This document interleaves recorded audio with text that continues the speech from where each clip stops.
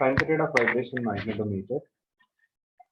First, we will understand how the vibration magnetometer looks like.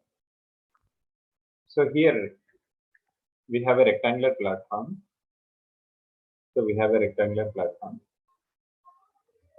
the rectangular platform, we used to hang a bar magnet.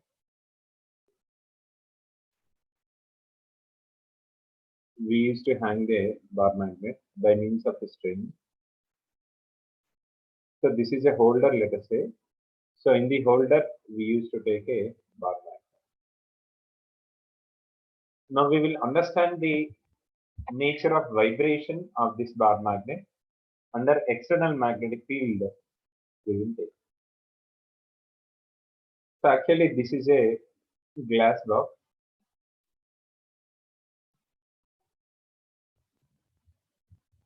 So through which we can easily observe the vibrations of the bar magnet.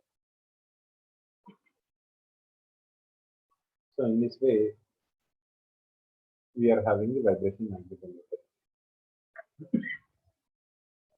In order to start oscillations, so we will bring a bar magnet externally here. We will bring a bar magnet externally here. So by bringing the external bar magnet near the magnet end, so this magnet starts oscillating. The magnet starts oscillating,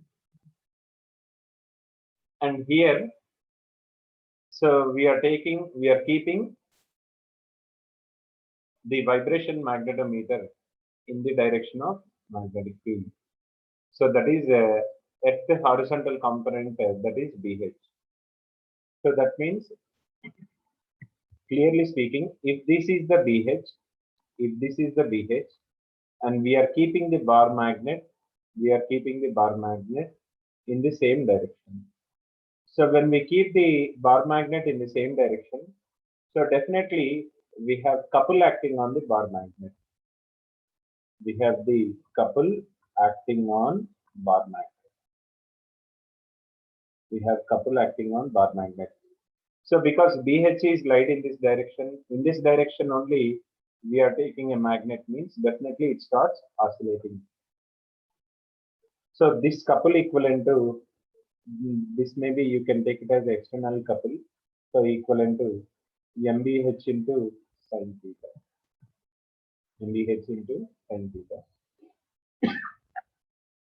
And also we have restoring couple. From the mechanics, it is equivalent to I alpha. As the restoring couple is in opposite direction, we are taking minus alpha. So to keep the magnet in equilibrium, so the total couple equivalent to 0. So therefore, we will take MBH sin theta is equivalent to minus I alpha.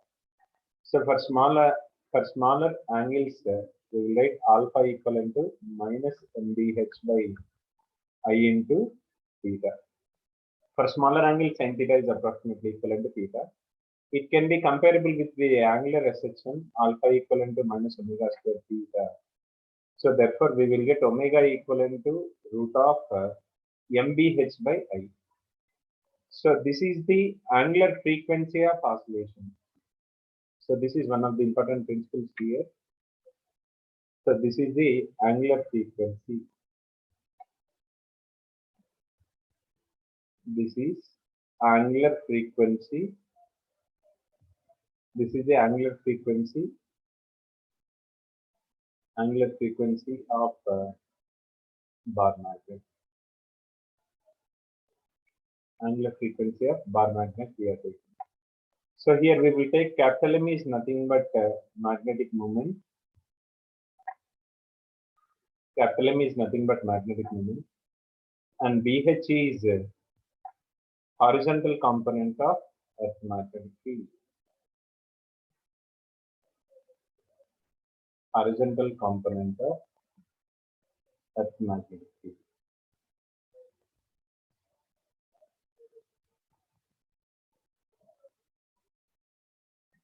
So the restoring nature was provided by the properties of the string. So here, now we will write the time period of oscillation. Time period of oscillation T equivalent to, we are writing 2 pi by omega. 2 pi by omega means 2 pi into root of I by NBH. So this is very, very important expression over here. Capital T is equivalent to 2 pi into root of I by NBH. T equivalent to 2 pi into root of I by NBH. So we are taking capital T is nothing but time period. Capital T is time period. I is called as moment of inertia. So moment of inertia of the bar magnet. Moment of inertia of the bar magnet. Generally, we will take mass by 12 into L square plus B square, because this is a rectangular bar magnet. So where L is the length, and B is the breadth of the magnet. L is the length and B is the breadth of the magnet here. And similarly, we will write the frequency of oscillation.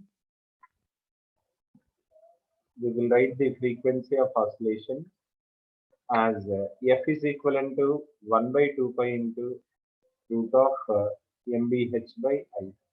F equivalent to 1 by 2 pi into root of MBH by. So now we will majorly focus on time period and its dependency factors here. So we are taking the expression for the time period T equivalent to 2 pi into root of I by MBH. So that means the T depends upon moment of inertia, the T depends upon magnetic moment, and the T depends upon horizontal component of Earth. Slowly, we will look into one after the other. So the various factors which are influencing the time period. So the first one I'm taking when only moment of inertia changes, whereas the remaining parameters are kept as constant, only moment of inertia changes. So therefore, we will write T is proportional to root I, or that is proportional to I power 1 by 2. For small changes, suppose we take for small changes, delta T by T is equivalent to half into delta I by I. Half into delta T by T equal to half into delta I by I. Or if you are interested in the percentage models, delta T by T into 100, delta T by T into 100 equivalent to half into delta I by I into 100. Half into delta I by I into 100. Suppose if you are taking when only M changes, so everything kept remained as constant, only the magnetic moment changes without changing its dimensions also. Suppose if capital M only changes, so then we will take T is proportional to 1 by root M, or we will say M power 1 by 2. So simply we will write according to units and dimensions basics, we will write delta T by T is equal to minus half into delta M by M. Again, this is for small changes. Again, this is for small changes. So for large changes, we need to write the percentage of change as T2 minus T1 by T1 equal to. So T2 by T1 minus 1 means, so that equal to root of M1 by M2 minus 1. So in this way, we will do the variations in the time period. So with respect to the small changes in moment of inertia and as well as small change in magnetic moment. So after this, we will take the dependency on M. Suppose I'm taking if two magnets of moment, M1 and M2, if two magnets of moment M1 and M2 of same dimensions, of same dimensions and same mass are oscillating. Same mass or same mass, same mass are oscillating. Same mass are oscillating in the same field. In the same field separately. In the same field separately. So first you need to analyze the discussion here. First, it is having same dimensions. Same dimensions means, so here length is same, breadth is same, therefore moment of inertia is same. And of course we have same mass here, and oscillating in the same field. So that is B is also same, BH is also same. So in such a case, just only we will depend upon M, T is proportional to 1 by root here. So you need to understand this. Whenever the system has same dimensions, the moment of inertia is same. So then simply we will write T1 by T2, T1 by T2 equivalent to root of M2 by M1. We will take T1 by T2 equal to root of M2 by M1. So next, we are taking the next logic. Suppose in the next case, we are taking two magnets, one at a time like poles in contact, and at another time unlike poles in contact. Suppose I am taking two bar magnets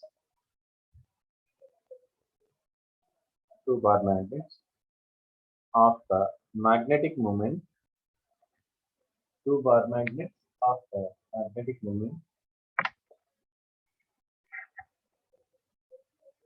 magnetic moment M1 and M2,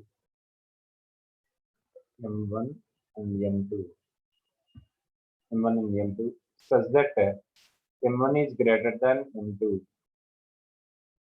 are placed one over each other, one over each other.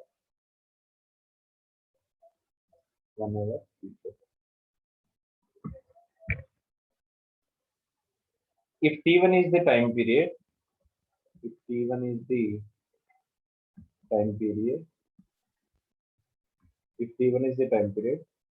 when their like poles in contact, and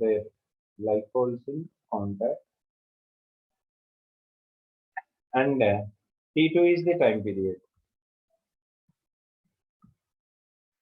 T2 is the time period when their unlike poles in contact. When their unlike poles in contact. So simply we will write so T1 by T2 equivalent to root over M2 by M1. In the second case means M unlike, and the first case means M like here. Unlike. So whenever we have a discussion of unlike poles means already we have seen this in the previous discussions. South, north, south, north. This is like poles in contact. So when like poles in contact, we will get M like poles as M1 plus M2. Similarly, we will get M unlike poles in contact. So that is equivalent to, let us say, M1 minus M2. So therefore, we will take M1 minus M2 by M1 plus M2. M1 minus M2 by M1 plus M2. So simply by squaring them, you get T2 square by T1 square is equivalent to M2 plus M1 by M2. M2 plus M1 by, so here we will get M1 minus M2. So by doing cross multiplication, so we are going to get the answer here. We will take similar consideration. Now, let us take this.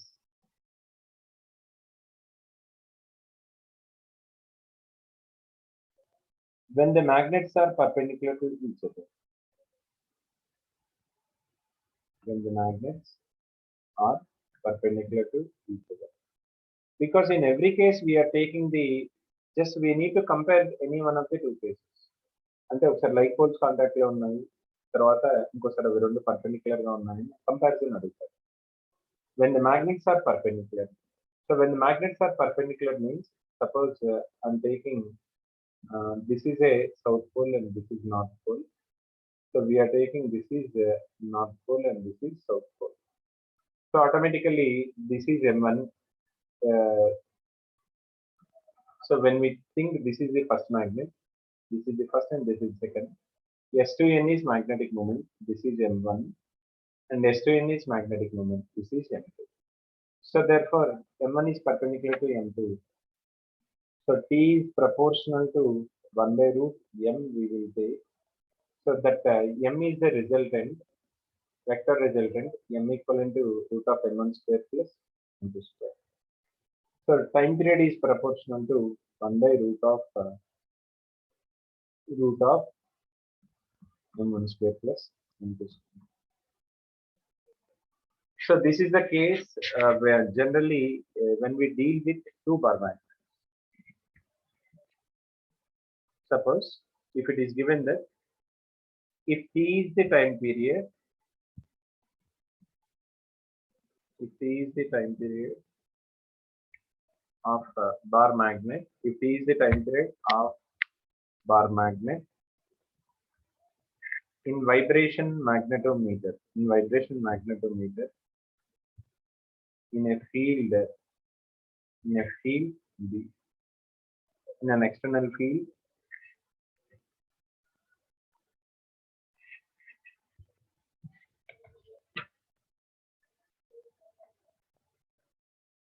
BH.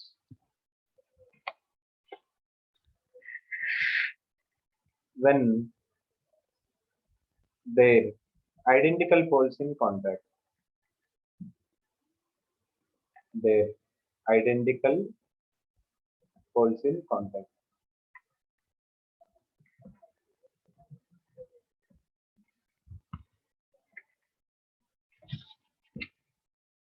Then find the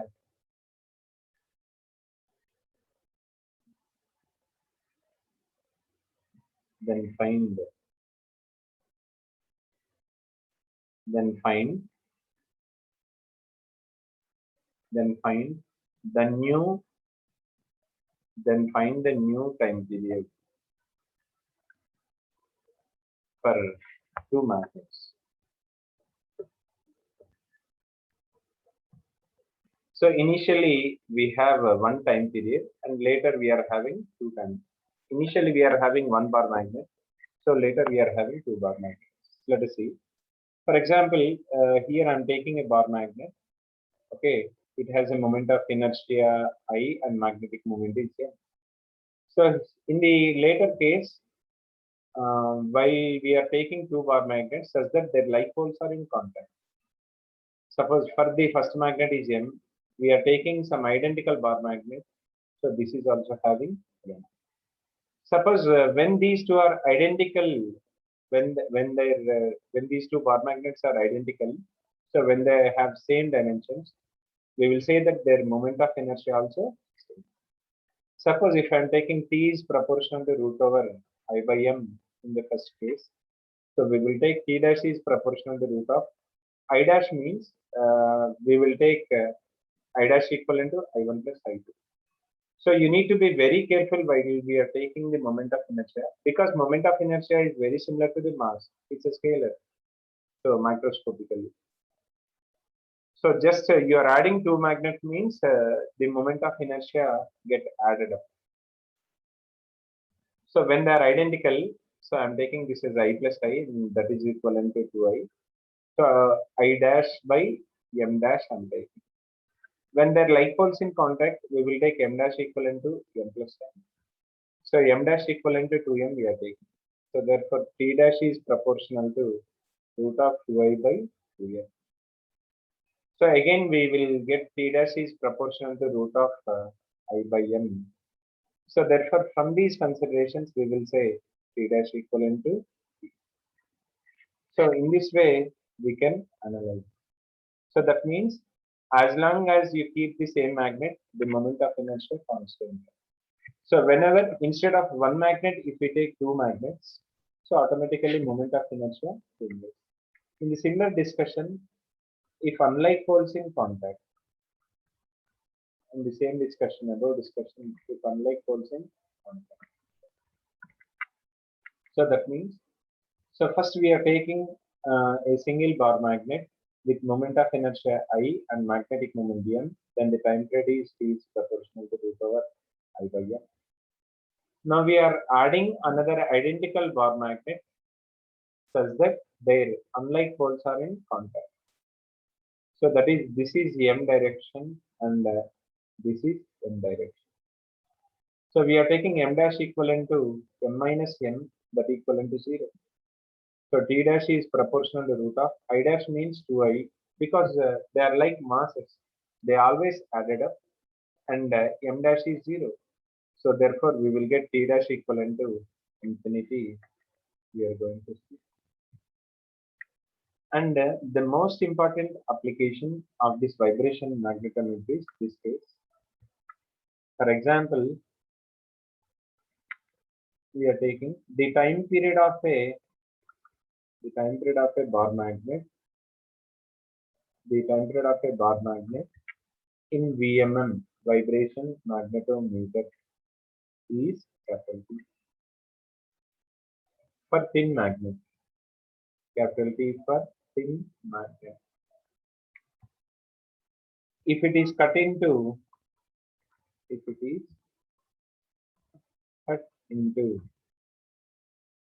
n equal parts, normal to its length,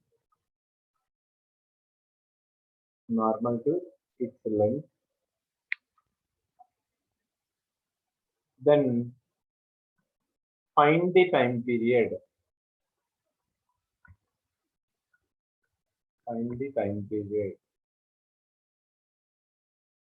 of one such piece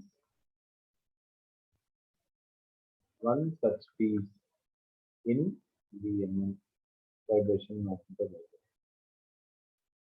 So now let us understand what is happening. For example, we are taking a bar magnet. Okay, so then its moment of inertia is and magnetic moment is m. So therefore, we are taking d is proportional to root of I by m. Because in the same field we are taking, therefore we are taking the BH as constant. But in the second discussion, what we are taking is now we are making the bar magnet into n equal parts perpendicular to its length, normal to its length. So clearly we can see that the magnetic length of each part is, let us say, 2L dash.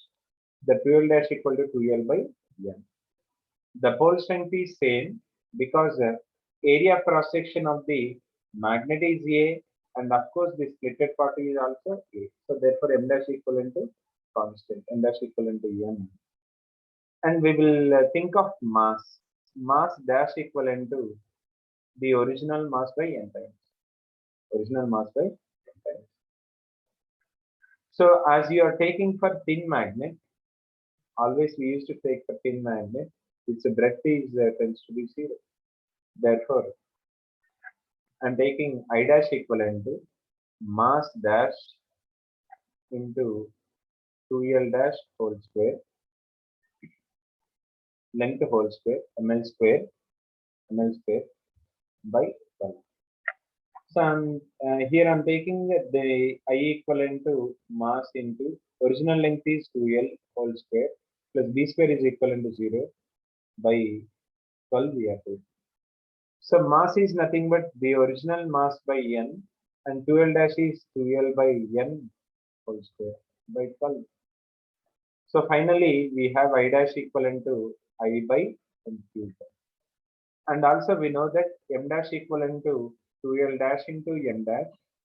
So that is also equal to 2lm by n. So when we think of t dash is proportional to root of I dash by n dash. So root of I dash means we will take I by n cube and m dash means so this is nothing but m by n. So therefore n by n. So finally we have n and n gets cancelled. So that t dash is proportional to 1 by n square actually 1 by n into root of I by n. So by comparing these two, we will get t dash equivalent to t by n. So this is very important relation for the MCQ.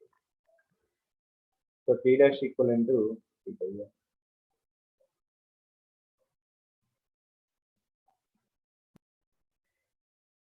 Next,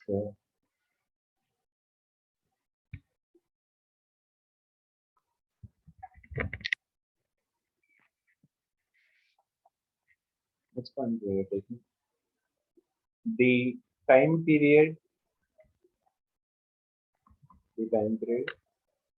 of a bar magnet. The time period of bar magnet. The time period of bar magnet is capital T. If it is cut into n equal parts,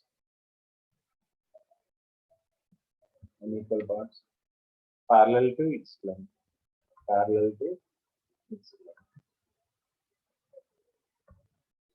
and one such part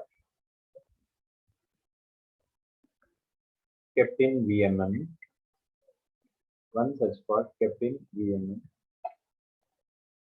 then its time period is T dash. So we need to understand the T dash. So whenever we are taking the situation, suppose I am taking a bar magnet.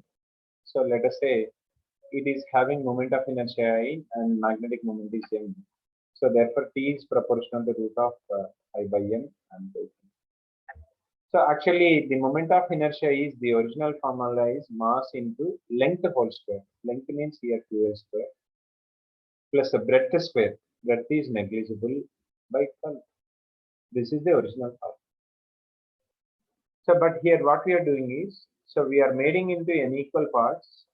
So parallel to its length. We are taking. So as the area of cross section A dash, it will becomes the original area by n times. So therefore, we know that the pole strength is proportional to area of cross section. The pole strength is proportional to area of cross section. So therefore, m dash equivalent to m by n we are having. And of course, the length of individual part remains the same. The length of individual part remains the same. 2l dash is equivalent to 2l. So therefore, m dash equivalent to general format is 2l dash into m dash. So by taking 2l m by n, so that means we will get m by n. So when we think of moment of inertia, so we know that here mass of every part also becomes 1 by n times. So therefore, I am taking mass dash into 2l dash whole square, 2l dash whole square. Right? So this is nothing but mass by n into 2l dash is nothing but 2l whole square by 12. So finally we get I by n. And similarly, we are writing t dash is proportional to root over I dash by n dash. So root of I dash means I by n we will have, and m dash is m by n. N cancel, and finally t dash is proportional to root of I by n. So finally, we used to have t dash equivalent to t. Finally, we used to have t dash equivalent to t. So this is very important. So whenever it is made into unequal parts parallel to its length, there is no change in its time period. There is no change in its time period.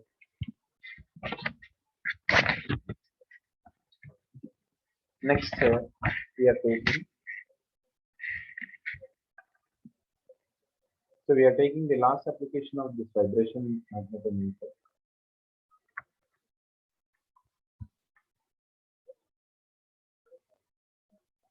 If the same magnet,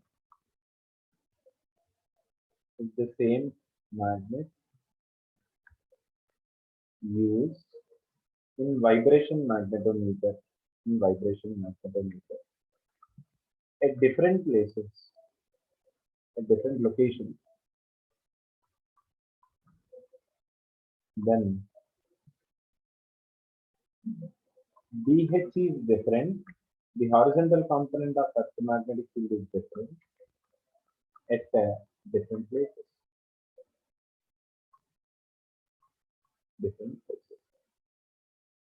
As T1 and T2.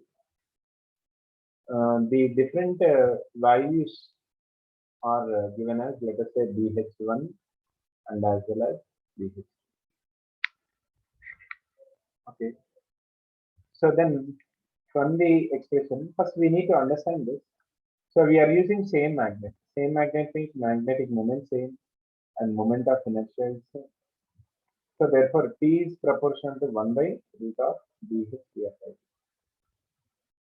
Generally BH is horizontal component of electromagnetic field. It is equivalent to B into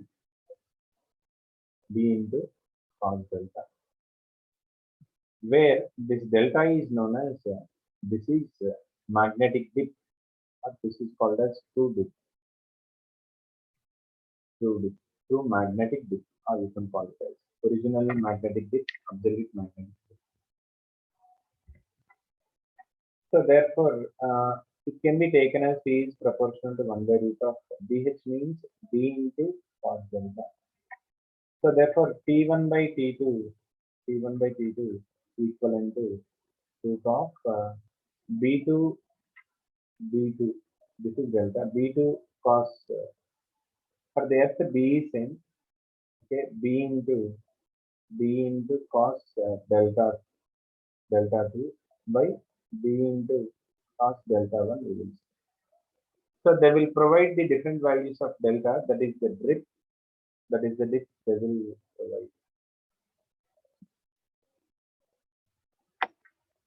So here we are going to discuss the basic parameters of magnetic. So we need to understand it very carefully. So the first one I am taking the first phenomena, magnetic field induction, or we will call it as magnetic flux density,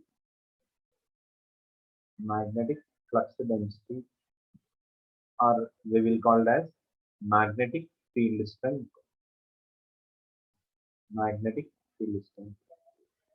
So this topic is very confusing to the students. So listen carefully. So magnetic field induction or magnetic flux density, or we are taking magnetic field strength. Everything is same. So generally this is denoted by D. So already we learned for a pole we will take this as mu naught by 4 pi into small m by d square, where we know that small m is pole strength. So this will be the B, and its units is Tesla, and its SI units is Tesla we are taking, and CGS units is Gauss. So this will be the CGS unit. Gauss is the CGS unit. So we know this very well. So now the question is why it is called as magnetic flux density. Generally, we have a notation for magnetic flux. Magnetic flux is equivalent to B bar dot A bar. So generally, we will come across this magnetic flux. Flux is equivalent to B bar dot A bar.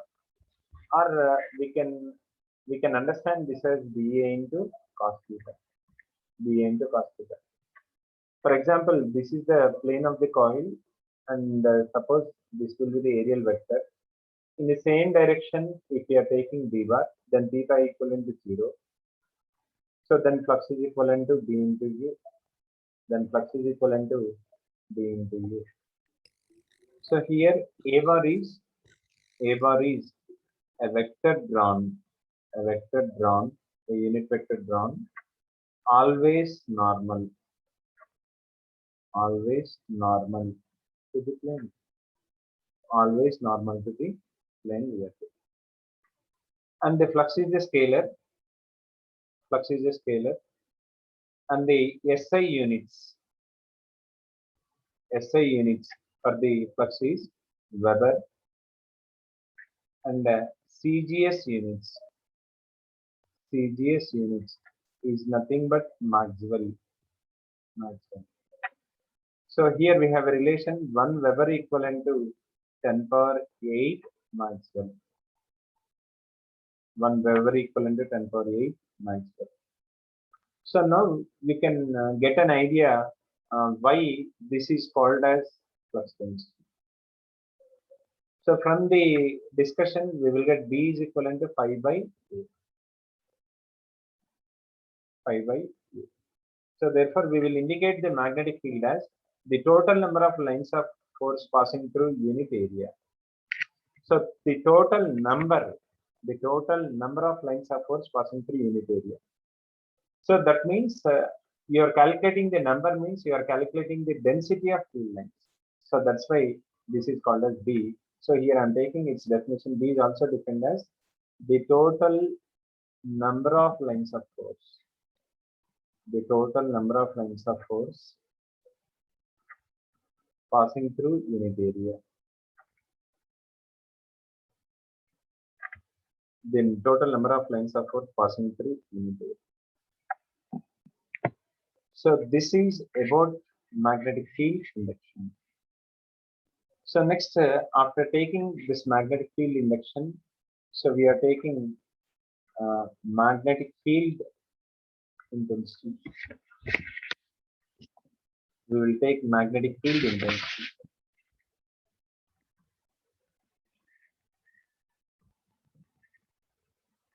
Magnetic field intensity or magnetizing field So you need to understand the English. Magnetizing field. Magnetizing field means, so this is it. Magnetizing fields. Analyze this term. Magnetizing field. So that means a field that can magnetize, a field that can create the magnets. So this is a field that can magnetize, or a field that can create magnets, the magnets. Or this is magnetizing field intensity. Also, we can understand that. So generally, to manufacture magnet, we used to take a solenoid.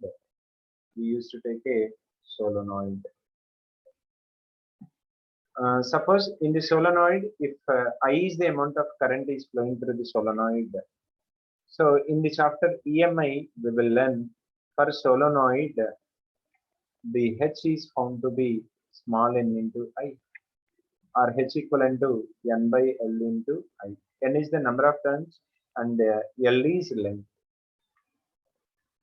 Capital N is number of turns and small l is length. So therefore, first I am focusing on units. Units is nothing but number, no units. So therefore, for current I am having ampere, and for length we have meter, ampere per meter, or Newton per Weber. We are having. Newton per Weber. So this is very, very important. Just by observing the units itself, so we will recognize whether the given is B or H, whether the B or H. So this is very, very important discussion. Now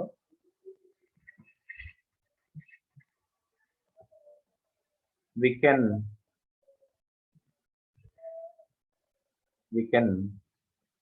easily distinguish. We can easily distinguish between B and H. So because both are related to the external field, B is the character of the external magnetic field and H is also the character of external magnetic field sometimes. So B and H only by units. Only by units. So again we are taking for B, we will take Weber per meter square or Tesla. And when we think of H, the units are ampere per meter or Newton per Weber we are taking. Ampere per meter or Newton per Weber. For example, I'm taking an example. If a magnetic material,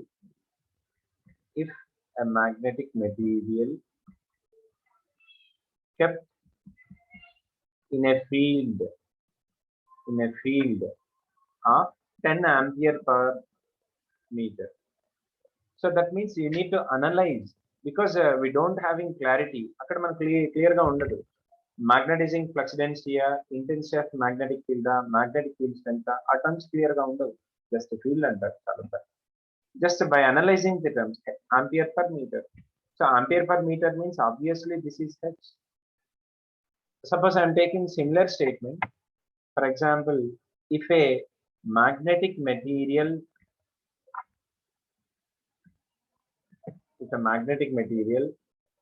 kept in a field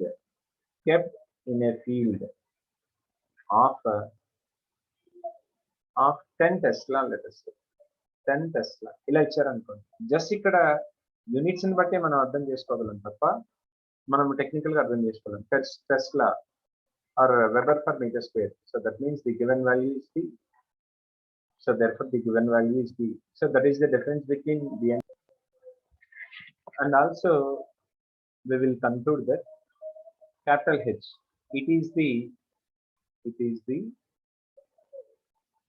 quality or it is the property of external field. This is the quality of external field. So this is everything about the difference between B and H. This is everything about the difference between B and H. Next, we used to focus on intensity of magnetization. Intensity of magnetization. Intensity of magnetization. So here, intensity of magnetization, it can be defined as the magnetic moment per unit value. So here I'm taking capital M is nothing but magnetic moment, and V is nothing but value we are taking. Or else we can write it as pole strength into 2L by value means area into length. Area into length is 2L. So therefore I equivalent to, we have another expression M by A, small m by A. So where small m is pole strength, and capital A is area of cross section. So we are taking capital A is nothing but area of cross section. And the most important thing is, this is the property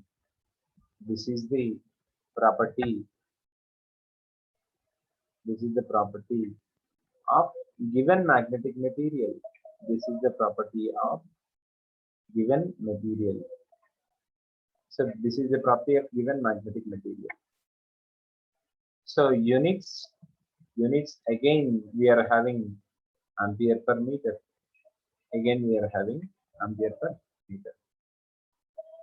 But now we got a problem. So we have two for two physical quantities we have same units ampere per meter. Now let us try to explore the difference between H and I. H ki I ki manam similarity enti ana chudam. So simply the H is a property related to the external field and I is the property of the given magnetic material. So that is the first basic difference between H and I. So what is the significance of H? What is the significance of H? So it indicates the magnetic field intensity indicates how best it is going to convert. It is going to convert the given material, the given magnetic material as magnet. As magnet. అంటే ఇచ్చిన magnetic material ని ఇది ఎంత బాగా ఎంత త్వరగా convert చేయగలుగుతుంది అన్నది ఇది చెప్తుంది. And we are thinking of I is nothing but this is the intensity of magnetization. Intensity of magnetization. So this indicates how best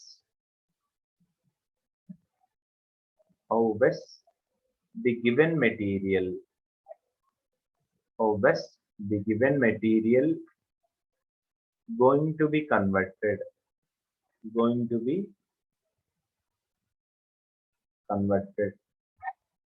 as the given bar magnet. So that is the beautiful difference between H and I. H అనేది ఏమో మళ్ళీ ఒకసారి చూద్దాం. H అనేది field కి సంబంధించింది. అంటే ఆ ఫీల్డ్ ఎంత బాగా ఎంత త్వరగా ఇచ్చిన శాంపిల్ ని మ్యాగ్నెట్ గా మార్చడానికి ట్రై చేస్తుంది అనేది మనం చూస్తాం. అంటే ఏంటి అంటే for example I'm taking a solenoid. So if you increase the I more and more, so we will get more H. So therefore this magnet can be easily magnetized. So ఇక్కడ I అనేది different చూడండి. I depends upon capital M. So that means this is related to the sample. So that is the given material. This is given material. So how best it is going to be act as a best magnet. Adi మనం చూస్తాం. So this is the basic difference. So these are very important. So next we will focus on magnetic susceptibility.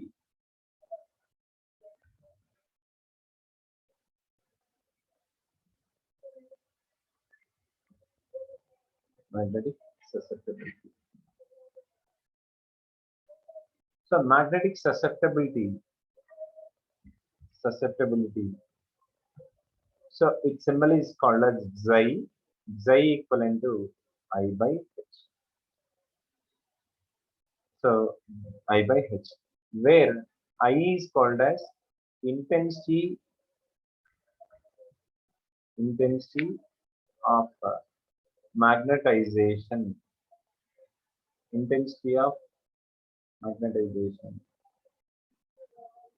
And H is nothing but magnetic field intensity.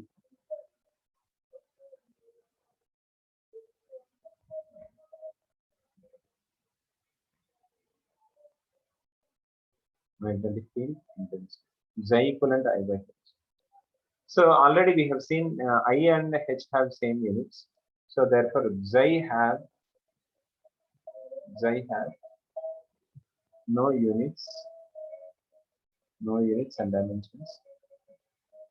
And Xi is a scalar.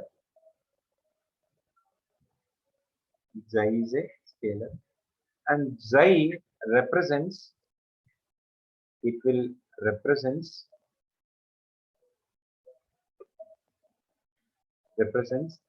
ease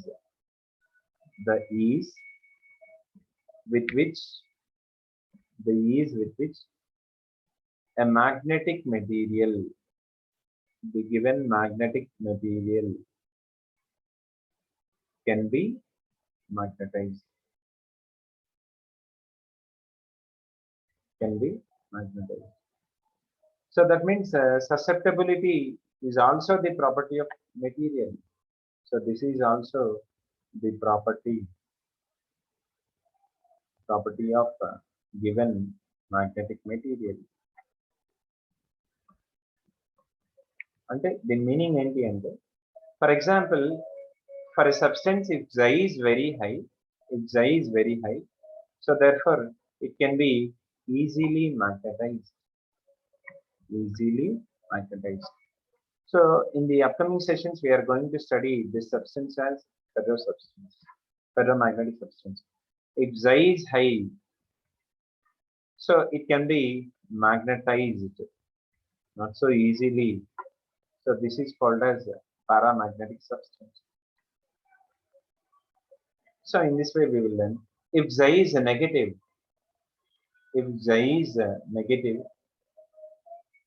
so we are going to study it as diamagnetic substance. So later also we will study and we will explore this susceptibility.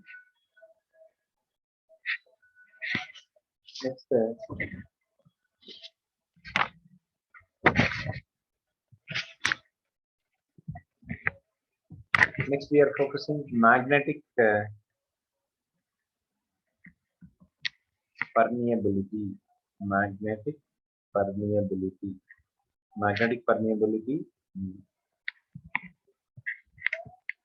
So we have a definition for mu, that is mu equivalent to B by H. Up to now we have studied about B and H. Okay. So here B means the total magnetic field.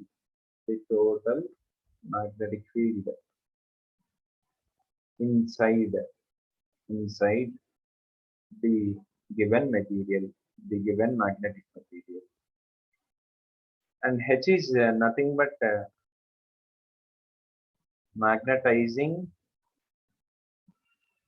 field intensity. So its units for mu is Henry per meter, and the dimensional formula is ml t power minus 2 a power minus 2. This is the permeability, magnetic permeability, and its physical significance is mu. It gives the ability to allow magnetic lines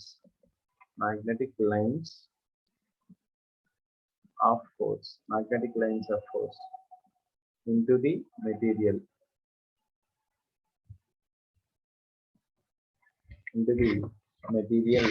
vehicle. So after studying about magnetic permeability,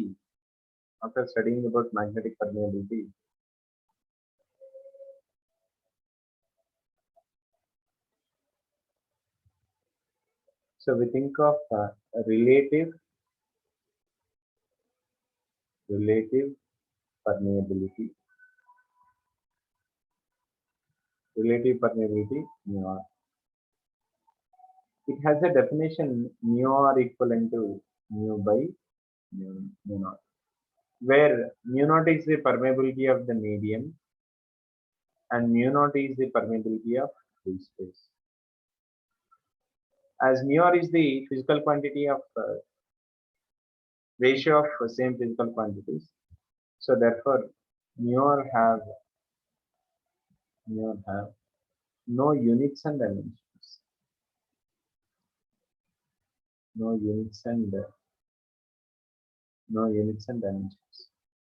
And mu r automatically it is a scalar.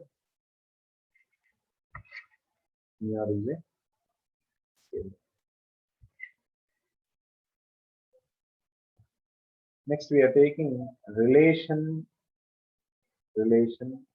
between mu r and Xi. Relative permeability and susceptibility. For example, I am taking a material here. So on the magnetic material, you are applying external field. Let us say this is B naught. So the purpose of external field is to motivate the magnetic nature inside the given magnetic material. So we are taking B naught in this way. B naught in this way. So you need to understand the duty of B naught. B naught equivalent to. So this is related to the external field. So you need to use mu naught H because this is related to the external field, which motivates the magnetic material to convert it as. We are thinking about induced induced magnetic field. Induced magnetic field. BI. So BI is nothing but this is induced field, a field that is created inside the bar magnet. So generally we will write mu naught into, so the same parameter which express the nature of the bar magnet, how best it is converted as a magnet. That is nothing but I. Okay, and one more thing you need to understand is B naught is related to the, in the previous example we are taking a solenoid, it is related to the solenoid. So this is related to the external field. Okay. Now we are taking the total field available inside is B naught plus Bi. So this B is total magnetic field. Total magnetic field here. So simply by substituting the respective values, we will get mu naught into H plus I. Mu naught into H plus I. But we are on the LHS, we are taking effectively for the magnetic material sample we are taking. So that means for the medium you are speaking about the magnetic material medium. So therefore, as you are taking for medium, so simply I am taking this as mu H, or I will get mu equivalent to mu naught into 1 plus I by H. 1 plus I by H. And also we get mu by mu naught equal to 1 plus I by H. So that is mu r equivalent to 1 plus xi. So mu r equivalent to 1 plus xi. So here mu r is nothing but relative permeability, and xi is nothing but this is susceptibility. This is susceptibility.